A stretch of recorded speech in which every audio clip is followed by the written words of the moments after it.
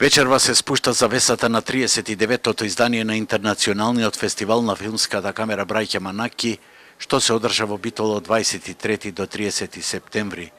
Меѓународното петчлено жири со кое председава грчката кинематограферка Олимпија Мителенеу, вечерва ќе ги соопшти наградите на добитниците на златна, сребрена и бронзена камера 300 за годинешната филмска понуда од 12 филмови во официјалната конкуренција, како и мала камера 300 за најдоброто кинематограферско остварување во конкуренција на 9 кратки филмови.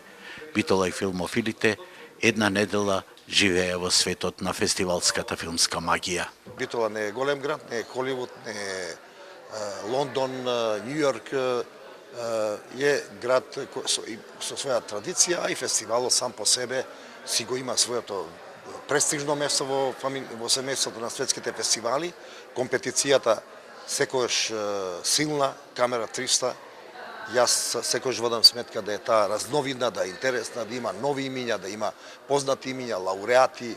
Бидејќи идната година фестивалот ќе одбележи 4 деценијски јубилеј, организаторите ќе имаат многу поголеми амбиции. На овој фестивал му требаат, морам да кажам, еден поголем стандард на финансиски средства со кои што ќе може да приде на идејата за остварување на замислата при реализација на 40-тото јубилејно издание. Не е лесно, мислам дека екипата и ќе се прошири.